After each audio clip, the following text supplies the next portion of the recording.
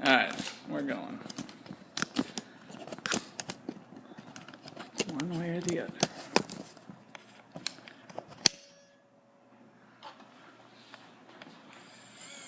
Okay. I'll check on that.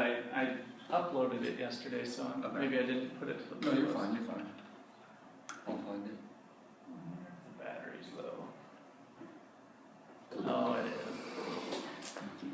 Technology, I tell you. I think that's what it is. Okay, let's get started. Wait, yeah. We'll do a little manual action today, I guess. So, questions on the homework?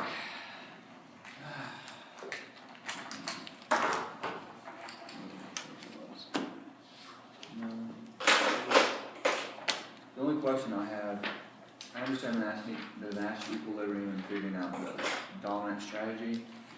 I guess backward induction and the simultaneous, I don't know if it's decision making or whatever, kind of confusing to me. Okay.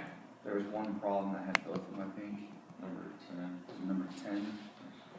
So, kind of take a peek at number So 10 If then? you could just explain the process, yeah. Alright, let's check it out here. I'll go to the document camera.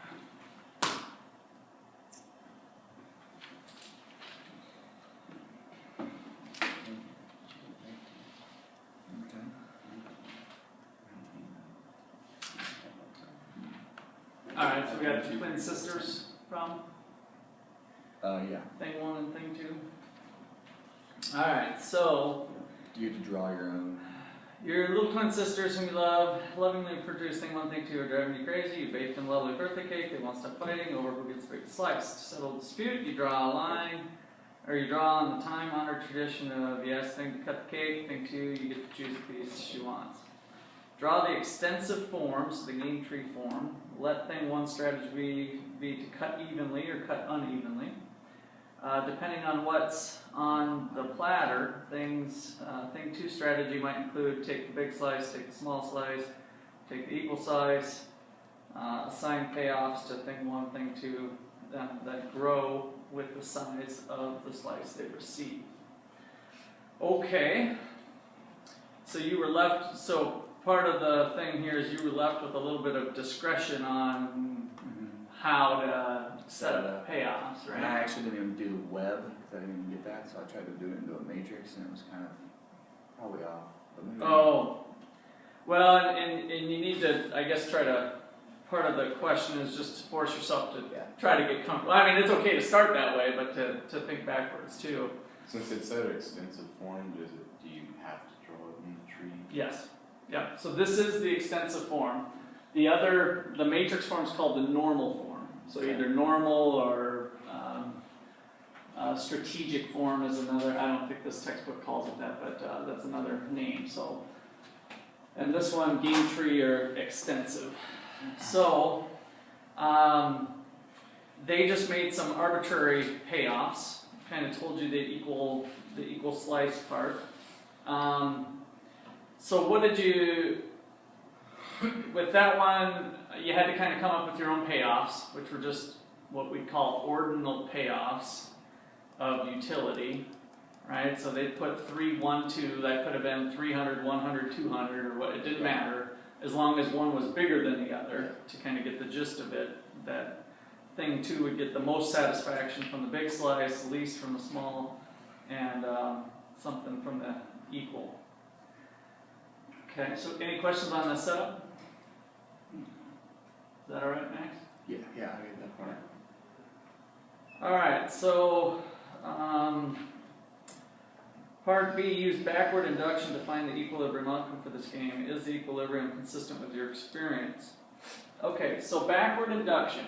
Who's got the, I guess, kind of the power in a sense? Cutter. The cutter. The first mover has kind of a bit of a power advantage, potentially. And so how they're going to use that power is the kind of the counterintuitive thing with backward induction. So we're going to start with, since both parties can see what you're looking at here, there's no guessing going on at this point, or at this type of game. they're both looking at this payoff matrix. And so they're going to look at the payoffs to the other person. That's the backward part. So I'm not going to look at my choices, cut evenly or cut unevenly yet. I'm going to start with the other person's choices and work backward. So that's the concept. And so by looking at this, you kind of say, what is thing two going to do if confronted with these choices? They're going to take the big slice, so that would be kind of the check there. So if you're using the check mark system, you might kind of do a little check, and then if confronted with cutting evenly, of course, it's just going to be even. So now the real decision for our first mover is not whether they have a chance of getting that payoff, but rather they're going to get the 1 or the 2. What would they rather have? They'd rather have the 2. So that is their best response. So that's where we get kind of a check, and so cut evenly is the best response. Okay.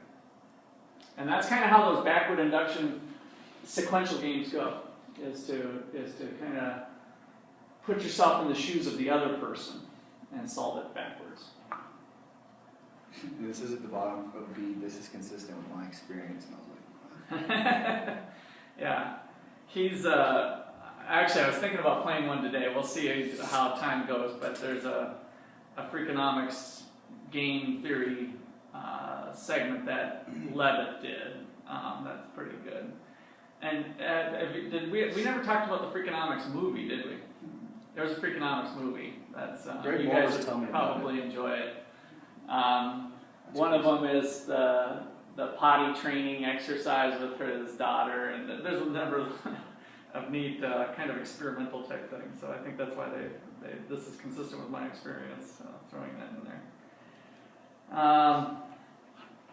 Okay, so then I guess just to finish this thing off. After the rules are announced, thing 2 says, it's not fair. I want to be the one who cuts the cake, not the one who chooses the slice. Is things 2 complaint valid? In other words, is there a first mover advantage? And no. So should end up with the same result either way. cool. All right, any other ones?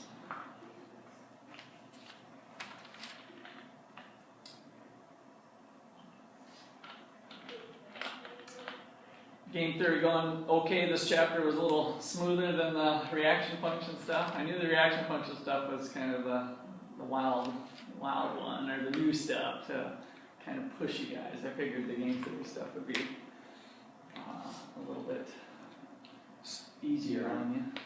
And in the matrix, when you're doing you're trying to figure out the dominant strategy, this is A and this is B, right? The 2 players. Okay. When you're trying to do the dominant strategy, the A, you go top down, and B, you go from side to side, correct? Yeah, so Because it feels counterintuitive. Abe and Betty, yes, no, up, down, right? So just remember that it goes with their choices. Yeah. And that the first payoff is always the one to the left, and the second is the one to the right. Yeah. What you guys could do for this test, which is sometimes kind of fun if you're into this stuff, is just to throw down numbers.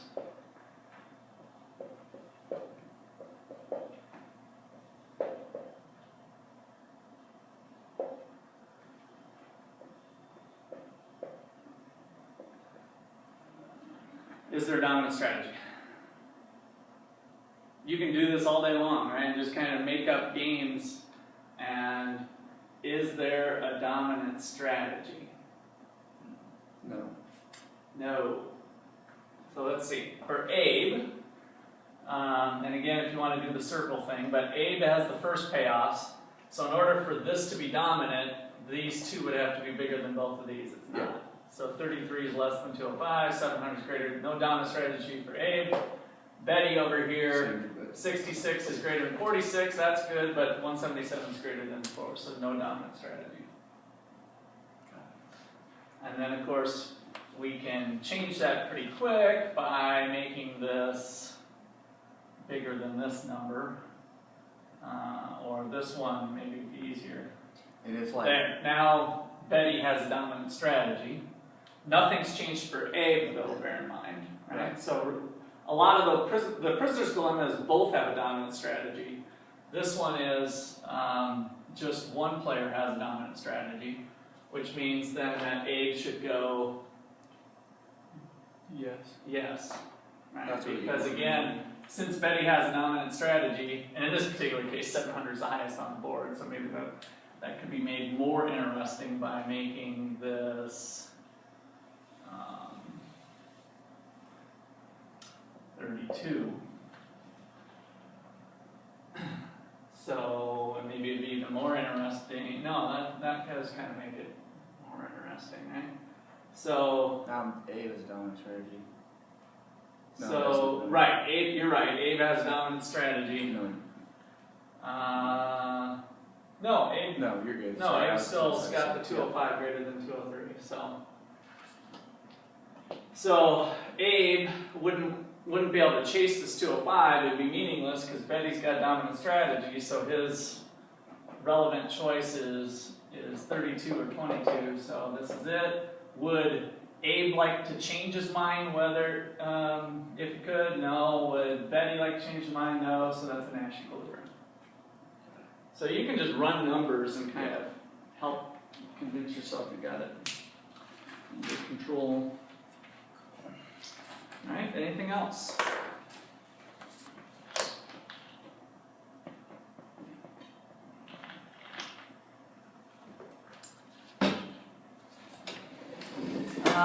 We still have one problem to wrap up that last problem from the sheet. So if you guys don't have anything else on the homework, The questions are just 1, 3, 4, and 10, right? So they're different in both, but yeah, I was gonna say I thought there was. That's what I was. One, we had 1, 3, 1, 3, 4, 10, 15, 19. Yeah. 10, 15, and 19. I have 1, 2, 3, 4, 10. Yeah. From the online? Yeah. So the back of the chapter online didn't have Just The- 1, 3, 4, 10. 1, 2, 3, 4, 10. You had 1, 2, 3, 4, 10. Okay. yeah, there's no 2. Well, I mean, not 2 in this book.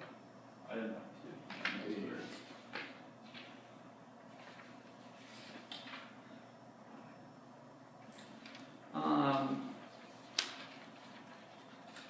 So what was 2?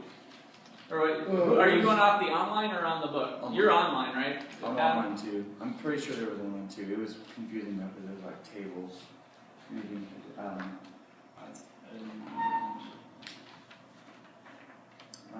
yeah, I was on 1.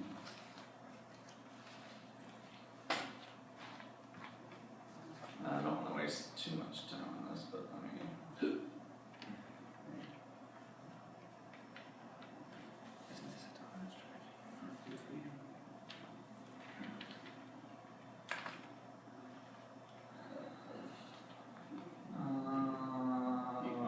GLS. This is the other thing. I can't find it that fast on here. You just type it on Google.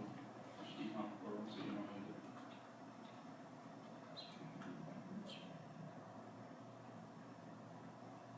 it. That didn't help. What do you Google? Econ portal. Levitt? Oh, Econ portal. That's right.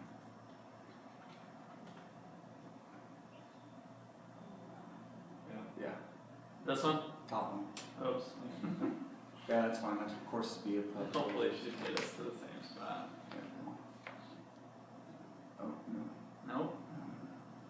Oh, this will get close here now. Where are we at? Maybe. There.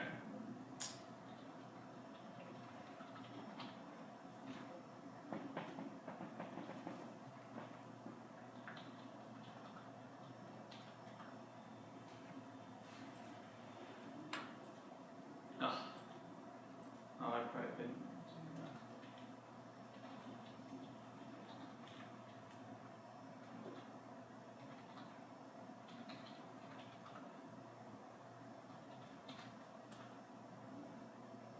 Well, either way, Adam, you might want to go for review purposes. I won't take off any points for your homework, but you might want to check out those other problems. But let's see what you have Ebook. on here. Top left corner. Ebook. Chapter 12.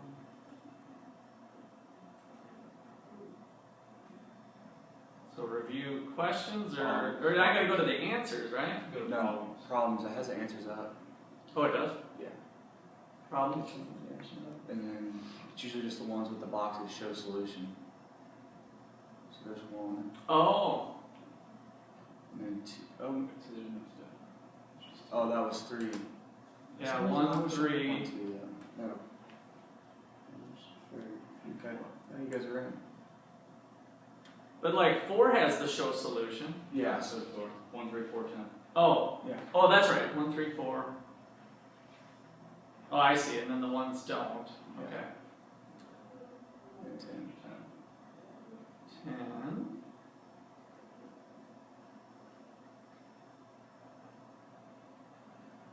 Ah, wait, it's still going. What was the other ones? 19 was one, right? And 15. Yeah. Yeah. It's not. Mm-hmm. Okay. So for this, they don't, is that the only way they show the answers, or do they show the back of the chapter stuff? That's all I've ever. I mean, there's only been an issue with one other chapter, Okay. but Oh, okay. So 400's yeah. Yeah, because that's just math review appendix. So, but building stores for food for use. Dominant strategy, though. That's good. After class, I can give you I'll just photocopy the question and answer, and at least you can look it over and go over it on your notes. Okay, so pull out your 300, 450, papers. We just got a couple other parts there to do.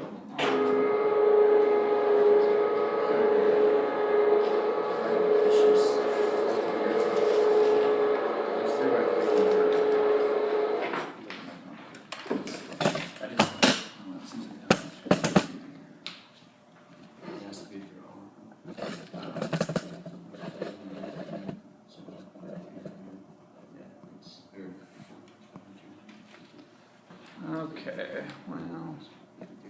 well, I see what you're saying. Okay, so like, so our builder store. That's not, so it's for The one thing that I have trouble with this is where I have to use about these tables is the diagonal okay, Nash Equilibrium. okay, Is it really the same? I just don't get how there's 2 sometimes. okay. Isn't it like you're supposed to be better off no matter what? Well, let me do this one here, Adam. Because of the definition of a Nash equilibrium, neither player wants to change their mind. Yeah. So there's no way that this one or this one could be a Nash equilibrium. But it's possible for this one to be. So if we make, well, we can make this one normally large, probably. But if I give, make this payoff bigger than this guy, so 200, and this one bigger than this one, 50. Would Abe want to change their mind? No. Would Betty want to change their mind? No. So that's a Nash equilibrium. And then the answer is still true here. This one wouldn't want to change, this one wouldn't want to change. So the only way, just because of the definition of a Nash equilibrium, the only other solutions could be on the diagonal like that. Okay. And the same is true in a bigger matrix. Yeah. If you have the 3 by 3, because if this is determined to be a Nash, it holds true all the way down the column and all the way down the row, then you still end up having to only be on the possible diagonals. Okay. Yeah. So wherever you find one, then that's where, assuming, the only thing that you gotta be careful of is the possibility that you made a mistake Yeah. calling that a Nash. So, but if you're confident that that's a Nash, then the only other places would be on the diagonal. Okay. That's keys. Okay. All right, so on this one, what did we leave off with? So part B, I think we did, but let's just kind of hash that again. Would your answer to A, change of gen drug, promise not to copy the new drug? And at that point, it might be just considered some cheap talk, right? So it wouldn't be credible. So we left off with whether a sometimes called a threat or a commitment would be credible or not by looking back at their own self-interest.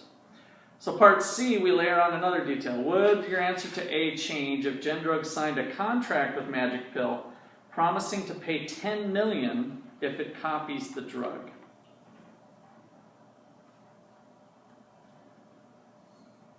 So Gendrug signed a contract with Magic Pill promising to pay $10 million if it copies the drug. Does that solve the problem?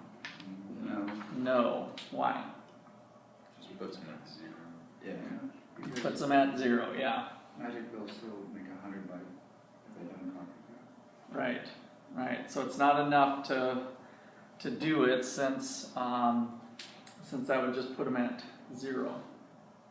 Everybody see that? Or any questions there? Yeah, I do have a question, I guess. So this is adding a penalty to it, right? To say, I'll pay you 10. So sometimes the government does this, right? Where if you speed, you're going to get a speeding ticket of $60. Well, if you're in a real hurry to get somewhere, you might just say, if I get a ticket, the benefits of speeding outweigh the potential cost of speeding and the likelihood of getting busted. So I just pay the fine. Okay, go ahead, Adam. No question. You're good? Okay. So it's kind of similar there. Are the fines steep enough? You see this in municipalities with parking tickets, and even OU is kind of discussing this for parking in our parking lots, right? So if a parking ticket runs $2 and merchants on a main street, let's say it's Ottawa Main Street or something, are concerned, I don't think this is true in Ottawa, but if they're concerned about people hogging up the spots for their customers that want to be able to turn over the parking spaces, but there's residents that are sitting there parking their car for 24 hours. This happened in other downtown places where I've done some real estate development. What should we do to fix the problem? Well, if we're going to give you a ticket, but it's only going to be $2, then the person who owns the place, if they or the person who wants to park their car there for 8 hours, they're like, $2, that sounds reasonable. I'll just pay the fine and I'll still park there. It didn't solve the problem. So what you see some places doing is tickets in Florida and high traffic areas. I remember getting one of these when I visited Virginia Beach in Florida. Is the ticket was $15, $20 for a parking ticket. And it's like, okay, I won't park there. I won't break the law, right? Make it worth your while to park on a side street or have to walk. Is that why they have like speed traps going in and out of like major cities? Is that anything to do with it? Like, Can be, yeah. And then they, what do they do for worker areas? If there's construction zone, fines double, fines triple, whatever. In construction zones, because we've got somebody's life potentially at stake, so let's up the normal speeding ticket price. Okay, so that's the type of thing we're trying to structure as we look at incentives on whether it's going to correct behavior or not. All right, then part D. How would your answer change if patent laws protect Magic Pill's exclusive right to produce its new wonder drug? They would release it. Okay, so then that would get us there. And why? Because they can't copy it. Okay, or if they do, they'll be in trouble. Yeah. what kind of trouble? Big trouble. You're in big trouble. Mom and Dad's gonna really get you. Right? So with patent laws, you start copying, you might lose all of what you potentially gained, right? Because those profits are really entitled. We kind of have the property rights assigned to to Magic Pill, and that way, that's enough of a deterrent. Okay, so that just helped us explore different ways. Was there a homework problem on side payments? We kind of did it here a little bit. There's the other possibility is to look at side payments when you do something like this. So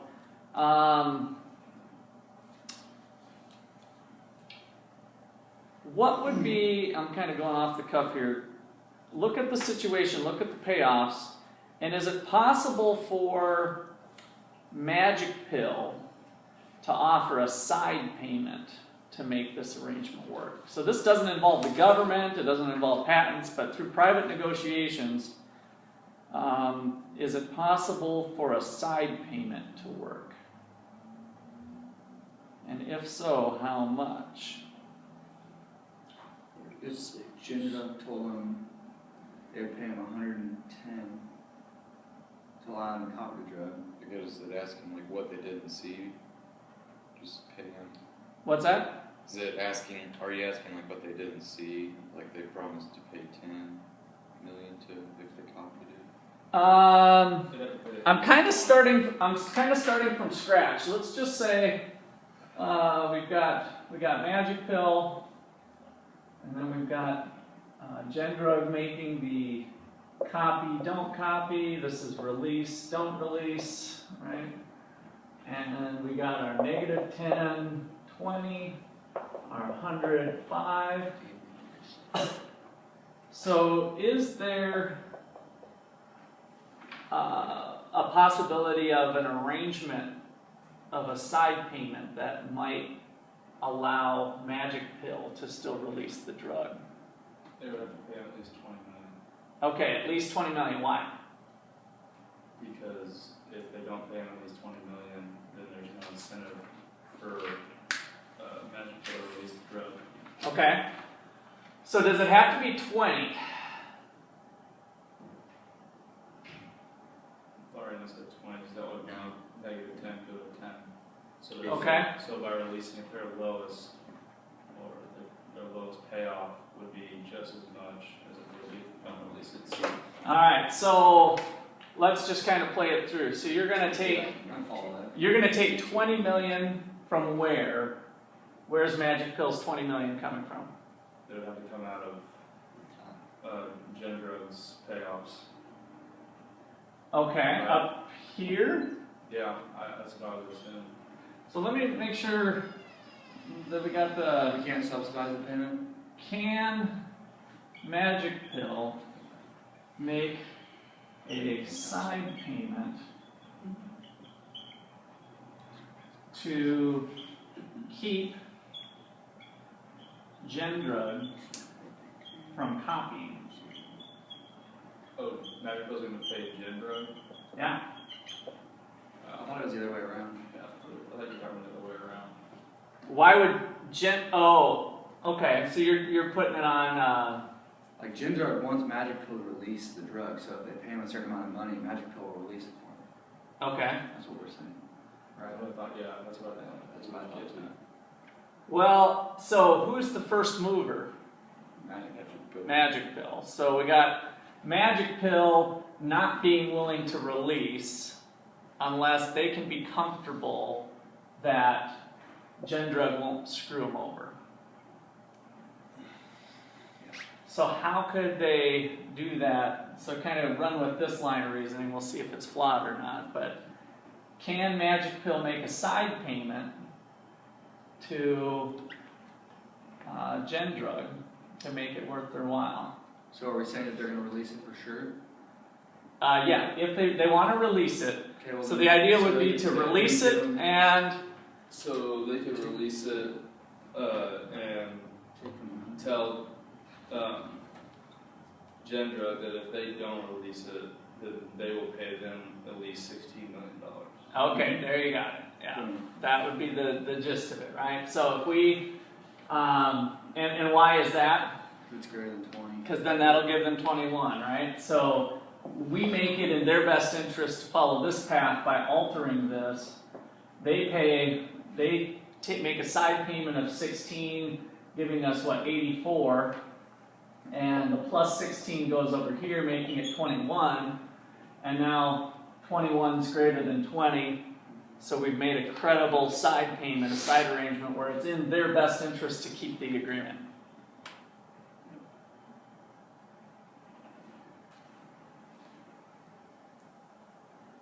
I don't know. Well, that's the side payment deal. All right. I still think they would have to be high enough, though, like above 20, for them not to screw over Magic Pill. Possibly. I mean, we're playing more into the assumptions of the model than Yeah, right. if we're doing it that way. If I was only making $1 extra million and they were making. Yeah, what can you buy with $1 million for crying out loud? Honestly, if they were Ah, you can't get nothing. my No. competitor is making $94 million more, I was making $1 million more. I think I would take the $1 million hit and make them take the $94 million hit. And stick it to them. Yeah.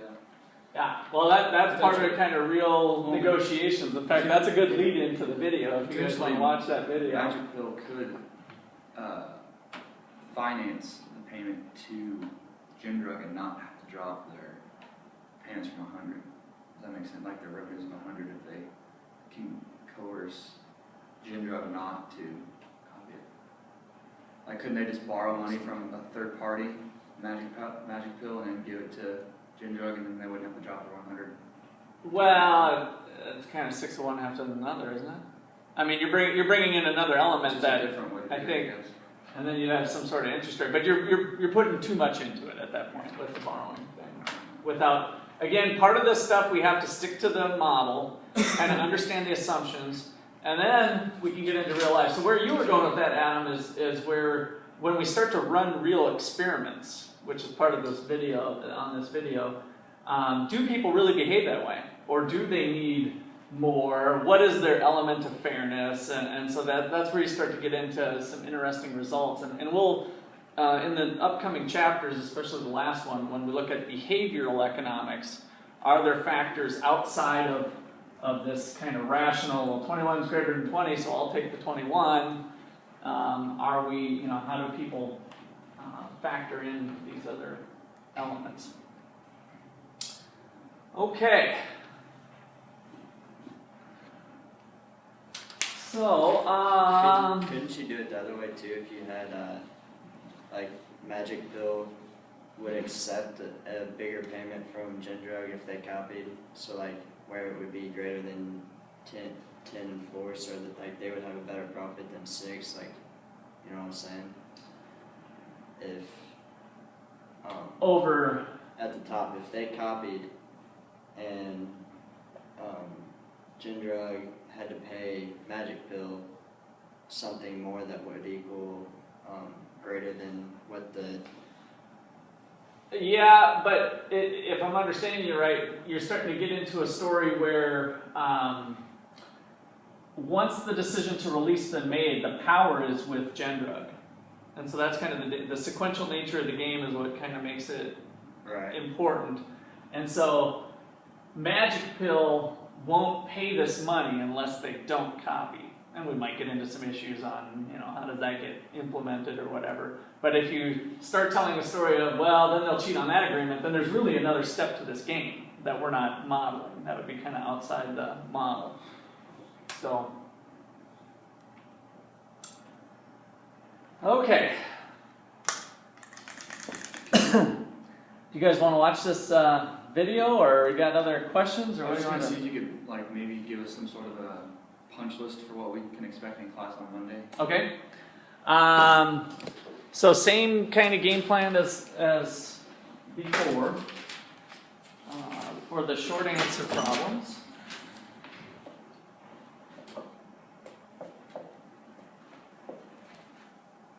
Work through. Oh, and don't let me forget. I usually have. Or did I get those back to you last time? Oh, I guess I did.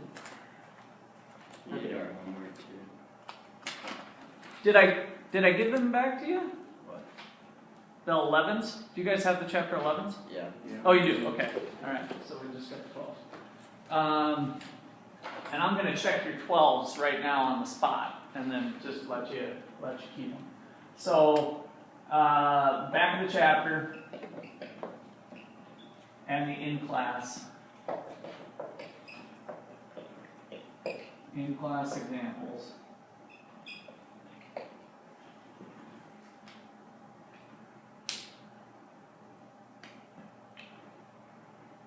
Just remember that we didn't do that 11.4 problem or 11.5. The last one with the snowboards. I gave it to you, but we didn't do it. No snowboard. Just in case some of you are gone or something. But that one was another layer to the porno stuff.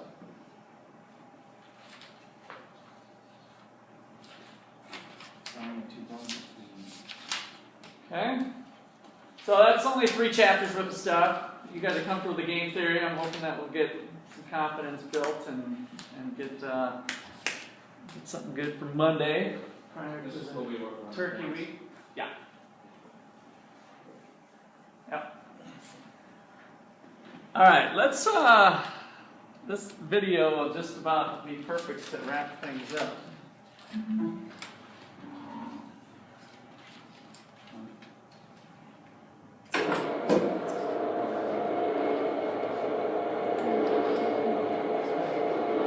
So what it's on is the ultimatum game and altruism, and it's one of those pencil drawing type style ones. It's pretty cool. Here.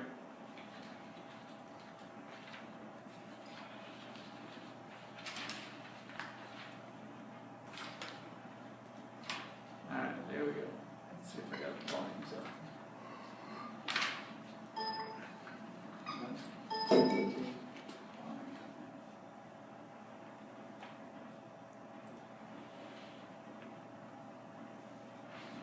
Get rid of Vince Vaughn here. We're one of those organisations that has daily posted the ultimatum game, a demonstration of the bankruptcy of Homo economists. But your book sends that ball right over the net. So tell us about it.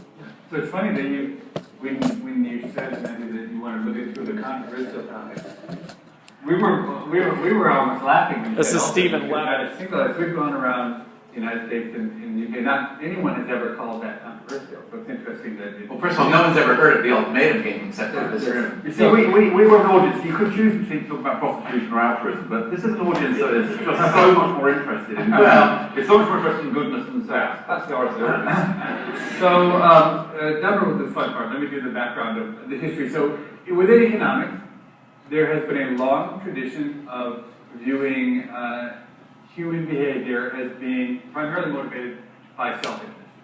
And I would say that in the 70s, a set of renegades, renegades who I think are quite popular among this crowd, began challenging those ideas and test those ideas. And it's very difficult to test for altruism in the real world because when barns used to burn down, everyone would gather from the whole community to help build the barn again. This certainly has a feel of altruism to it. And yet, if you didn't help your neighbors build their barn, they wouldn't help you if your barn got built. It's much more complex than the idea that you simply want to help others. Tied to it is an idea of reputation and insurance. So these economists had the idea that they should go into the lab and use college students to test these ideas, and this had been quite popular among psychologists, but almost unheard of among economists. There was just a handful of lab experiments in economics in the 30s, 40s, and 50s, and 60s. But eventually, what economists came to do was to try to test using games like the ultimatum game, the big theory game. And what they found over and over was that college students behaved as if they were incredibly giving and altruistic in the lab. That the what economists have come to call social preferences were quite prevalent. Don't explain the ultimatum game. All right, so, well, where Levitt was about to get to, we could fast forward a little bit and talk about the work of a colleague of Levitt's named John List. And that's really what the chapter is about, is just as an aside, when we write these books, what we try to do is not have them just be screeds or dogma, recitations of dogma, but have them be stories that revolve around a person, a character in some way. And maybe the driest character eligible for inclusion in a book like this is another academic research economist, like John List, but that's who we chose for this bit on altruism. And so he's a colleague of Levitt's at the University of Chicago, and Levitt actually began to do a lot of this work with him. And it revolved around trying to take the received wisdom about altruism that was derived from 20, 30 years worth of first lab work, but then extended well out into the lab. So these projects that took ultimatum and dictator game out into societies all over the world to try to measure generosity among people, to try to establish essentially what is the baseline level of human altruism, essentially, to be very reductive about it. So John List was an experimental economist, is an experimental economist, who liked lab experiments like a lot of economists, but he also liked doing experiments in the real world where people didn't know that they were being observed. And so he had kind of absorbed a sort of dissonance between the received wisdom that the lab seemed to teach and the way the real world could actually work, and wanted to ultimately identify just the level and the kind of robustness of the altruism that you see in the lab. So what John List did was he did exactly what everyone before him had done, which is run the same experiment. So ultimatum game, let's pretend the two of us would come into a lab, and let's say you're the experimenter, and we would not see each other. We'd be anonymous to each other. And let's say I would be given $10, and I would be told that there's someone else like me in another room that I won't see who doesn't get any money of his or her own, and I can choose to give some amount of my $10 to that other person. If that person accepts my offer, then he goes home with the offer, and I go home with the rest of the money. So if I have $10, I say, I'll give that person $4. And he says, okay, I'll take 4 even though I know the other person's getting a bit more. Then we both go home relatively happy. He has $4 and I have $6, okay? And if I were the person in charge of the giving, I would say, 2 cents for you. Yeah. And I would say, because I'm human, because I'm not an economist, just for the record, Levitt's an economist, I'm just a lowly journalist. Because I'm a lowly journalist, I don't think like an economist does, and I would actually be upset. So an economist, who is emotionless essentially, would choose, would say to him or herself, oh, well 2 cents is more than 0, and therefore I should take the 2 cents, and why do I need to surrender my 2 cents to punish the other You person? should make it clear. So if the person rejects, everyone walks out with 0. So if he offers 2 cents to me and I reject his 2 cent offer, he does not get $9.98. He gets 0. It's called the ultimatum game because you have to find the ultimatum at which both people can accept. Now, that's kind of the more fun, slightly more complicated game. The simpler game that John List chose to pursue is called dictator. Dictator derives from ultimatum, but it's even simpler, and it's just one direction. There's no ability to rebuff the offer. We come into a room, we don't see each other, I'm given $10 and told that I can give some or all of my amount, from 0 to $10, to this other person like me in another room whom I will never see. And I don't know what that person might use the money for. It's not like the barn building experience. So let's pretend for a minute that we're the professors running this experiment, you all are the students who come in. You are the dictator. You're the only one who makes a decision. This person has no say in the matter. He only gets to keep what you say he gets to keep. So you're given $10. Let's see by show of hands. Raise your hand if you would give all 10 of your dollars to the person down the hall in the other room. Okay, so there's always 1 or 2 Gandhis in the room. and the world needs a few. Raise your hand if you would give, let's say, $5. So that's like, goodness gracious, maybe 40% here? Raise your hand if you give, let's say, $1, $2, $3, or $4. Okay, and raise your hand if you give 0. Yeah. So, Levitt, what do you think about the zeros? So the best predictor of people giving 0, it turns out, is being undergraduate economics major. So we got one right here. All right. Yeah. Okay. Perfect. So you've learned your studies well. Okay. So you get an A for today's So when John List ran these experiments, he found pretty much like all who'd come before him that people gave on average about $3, right? Which seems, now again, this is an incredibly simplistic reduction of what altruism is about, but it seems to show that in the lab, people, when given an opportunity to give some of what they have been given, or some of what they have to someone else who will never see them, who can't thank them even later, that they give some of what they have. But let's just stop the thing. I want to say, so hundreds of experiments have done on this, and the economists and the psychologists involved have taken that as evidence against the standard economic model. What they say is, look, people don't behave in their self-interest. They're eager to give away their money to strangers, even though there's no benefit. Therefore, we need to remake our economic model. A lot of what we write about are how incentives affect behavior, right? And a lot of what we write about are how often very simple tweaks to incentives will affect behavior quite a bit, often in ways that are not expected. So what John List did now, having some more real-world experience perhaps than a lot of the other experimental economists, decide to change the parameters. You come in, we give you $10, but instead of having the option to go from giving away from 10 to 0 of your dollars, you can go from 10 to -1, which is another way of saying you can take $1 from the person in the other room who will still not see you. So you can walk out now with, let's say, $11, okay? So think about how you might play the game now. I would invite the very, very benevolent soul who gave $10 before to ask, would you still give all $10 if you now have the option to take one as well? You would. All right. So you're just an outlier who will never be explained by science. And thank God. I mean, you know, these people are very valuable to society. As you can see, however, they're quite rare. But here's what John List found. Once you give people the option to go from -1, suddenly, in real life, nobody's giving $10 anymore. Practically nobody's giving $5 anymore. The most common choice now made is 0, correct?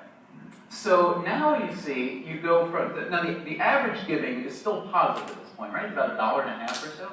But what you've seen is, you've just given people one choice. So what it appears to be is that instead of exhibiting just pure altruism, what it may appear to be is that people in an experimental setting kind of have an expectation of wanting to appear like the kind of person who is nice enough to give people some money, as opposed to actually wanting to give the money. And now you can look like a good person simply by not stealing from the other person.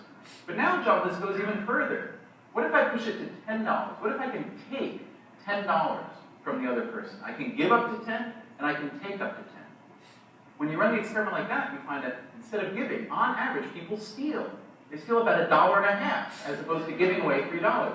In just a few tweaks of the experiment, John List was able to show that these altruists, who were giving 30% of what they had, were actually a gang of thieves when given the opportunity. It's not that the people had changed, it's just that the people were responding to the incentives and the particular parameters of the experiment. And that is how we, in a nutshell, try to reassess what we've learned from economic experiments about altruism.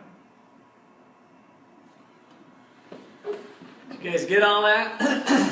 It's kind of confusing, I think, the first couple times you go through, but It's easy to focus on the drawings. yeah, I know, that's what's hard, and there's a lot of stuff going on, but basically with the dictator game, there was none of that rebuff of split. It's not the thing one, thing two.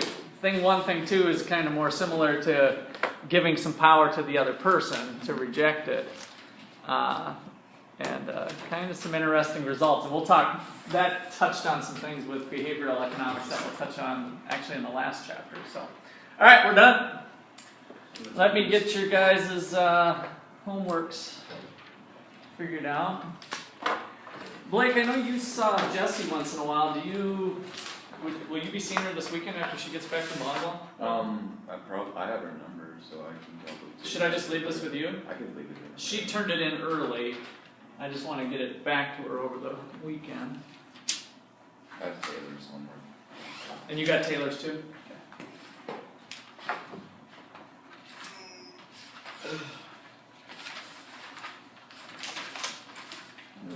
Okay.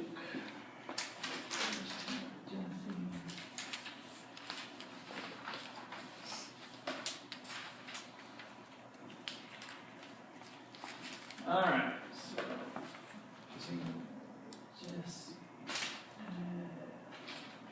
and you had the missing problems, but okay.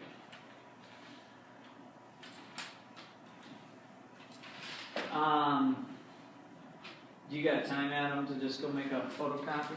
Yeah. Okay.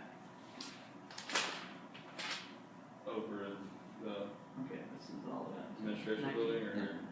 Here, we'll just go across the hall and grab it.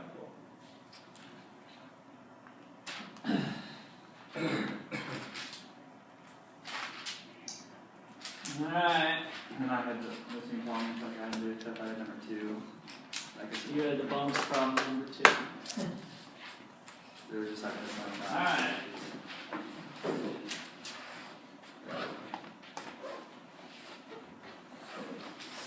So, why don't we can make you guys a couple of copies if you want, just so you have it in your file. I guess I'll leave it up to you whether you look at it or not.